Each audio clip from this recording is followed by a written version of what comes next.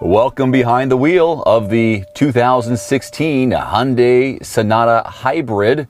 This comes in two trim levels. There's the base and the limited. Don't get this confused with the Hyundai Sonata Hybrid plug-in because it is not that car. This vehicle is an upgrade from last year. Last year, this vehicle in 2015 was named one of the 10 most fuel-efficient vehicles under 25 grand by KellyBlueBook.com or KBB.com. This vehicle has a more efficient engine and it looks pretty good.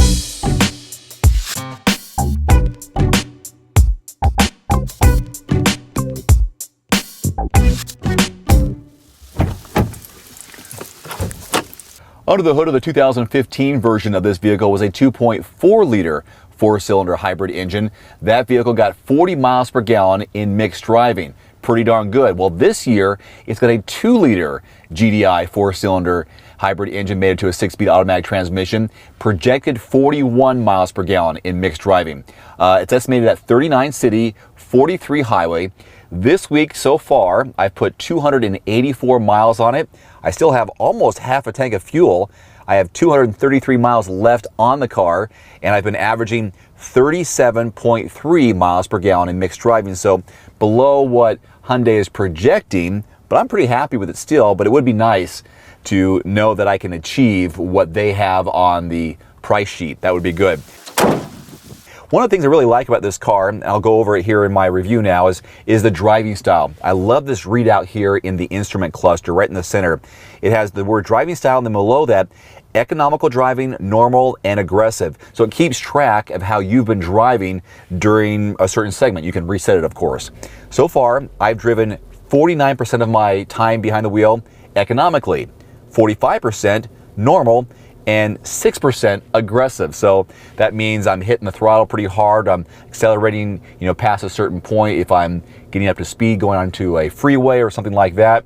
So for the most part, I've been driving really good, and this does have different driving modes. There's Eco, which I've been driving in exclusively this week, so I want to give you the best miles per gallon estimates as possible. There's the normal, and there's also Sport. So I haven't done any Sport or normal because I wanted to try Eco and say, here's what Hyundai can do, this Sonata Hybrid, under eco driving conditions and a fair amount of miles, in my case, 284.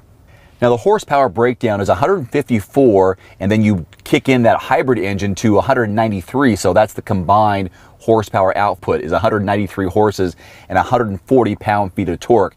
And the 6-speed automatic transmission is very smooth. You have the immediate torque, so accelerating is really, really nice. It's an easy drive, very comfortable. I love how quiet it is.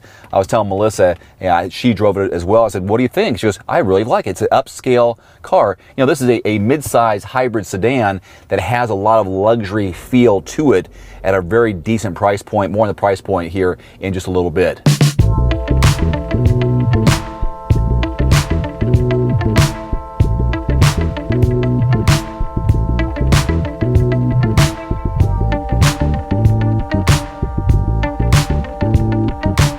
This vehicle comes standard with 7 airbags, including a new driver's knee airbag, electronic stability control, vehicle stability management, traction control, ABS, and tire pressure monitoring system with individual tire pressure display, and of course a rear view camera, also standard. Now projector headlamps are standard, while the HID headlamps are available.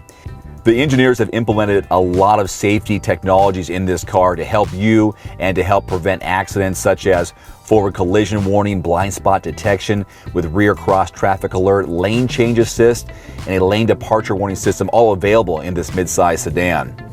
Center stack impressions, pretty straightforward. Not very fancy, at least not with our limited here, but you do have the option of upgrading. For example, this is a 5-inch touchscreen color LCD display, but you can get it as large as 8, which I would recommend because it's really not that impressive. In fact, I don't even have navigation on this screen here. Down below, climate controls, dual climate controls for the driver and passenger. I really like this. They have heated and cooled ventilated seats. They've got a heated steering wheel on our limited. And here on the steering wheel, again, it's not complicated. You know, you get your Bluetooth here on the left-hand side, audio controls and stereo controls on the left-hand side. On the right, cruise control, and then the page icon here that lets you determine what's going on in the instrument cluster, so you can go back and forth between different displays, trip counter, you got your speedometer readout, and then the driving styles, of course, energy flow, all that good stuff. I know how some of you like props, so here's a prop, a water bottle. There are 8 total water bottle spots in this car. You got 4 up front, 1 on each side door, 2 here obviously. There are 2 in the side passenger doors in the back, and then you have that fold down armrest for 2 more, also a middle spot for, like, let's say it's 8.5. That works out for me. Down here you've got the USB and auxiliary inputs, ports for your devices, and then pull this armrest up and you have another spot to say, here's my water bottle. Is it big enough to cover it? It is. So you can put your water bottle or something of that size. That's how tall it is, and then there's still room. I can't quite get it wide, but that's what you can put in the center armrest. Seat comfort's really good. There's some slight bolstering here, so it's bolstering is that snug feeling you get with the seats wrapping around you. I like that. Feels good, and these seats have some great adjustability for this side and for the passenger side. They both have adjustability. You don't have to worry about reaching underneath your passenger seat to move it front and back. Comfort in the back. Oh my goodness! If you saw my Just Arrived video, the back seat leg room is incredible for this mid-size sedan.